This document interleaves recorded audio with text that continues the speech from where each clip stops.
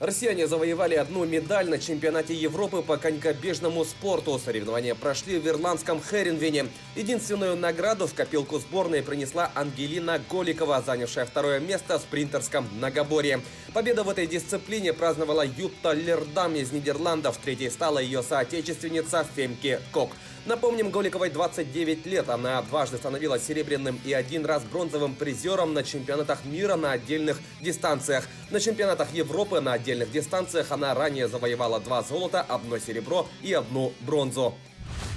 Московский ЦСКА на своем льду со счетом 3-1 выиграл у Санкт-Петербургского СКА в матче регулярного чемпионата континентальной хоккейной лиги. В составе победителей взятие ворот провели Брэндон Лайпсик, Константин Акулов и Сергей Андронов. Единственную шайбу гостей забросил Эмиль Галимов. Московский клуб продолжает лидировать в таблице Западной конференции, набрав 71 очко. СКА идет следом на второй строке, имея в активе 62 пункта. В следующем матче регулярки ЦСКА на домашней площадке примет столичный «Спартак», а СКА в гостях сыграет с екатеринбургским «Автомобилистом». Обе встречи пройдут 19 января.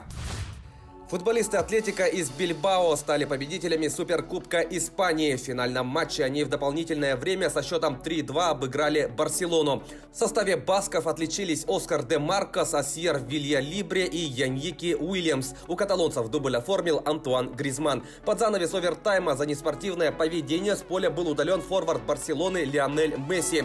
Для аргентинца эта красная карточка стала первой в составе каталонского клуба.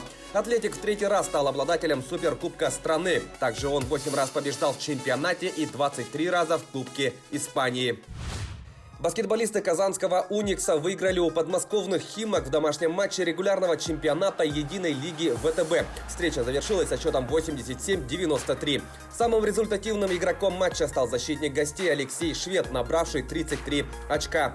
Подмосковный клуб провел первую встречу после увольнения главного тренера Римаса Куртинайтиса. В данный момент командой руководит Андрей Мальцев.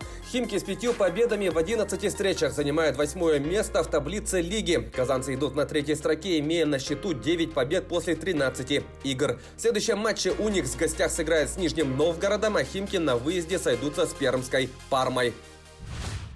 Масс-рестлинг будет представлен на Всемирных играх Тафиса, которые пройдут летом в Португалии. Как сообщает ЕСИА, якутский вид спорта был включен в показательную часть соревнований.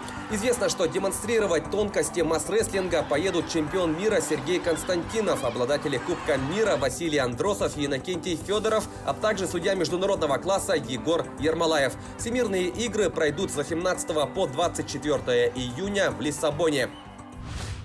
Якутский студент Российского государственного университета физической культуры, спорта и туризма Ян Константинов завоевал 2 медали на первенстве и чемпионате Москвы по стрельбе из лука. 18-летний спортсмен зашел на высшую ступень пьедестала первенства в стрельбе из классического лука. В этой же дисциплине, но уже в рамках чемпионата столицы, Константинов завоевал бронзовую награду. Отметим, что якутянин является мастером спорта. В его активе также есть медали международных турниров, спартакиады учащихся России и чемпионата республики. Таковы главные спортивные новости к этому часу. Занимайтесь спортом и будьте здоровы!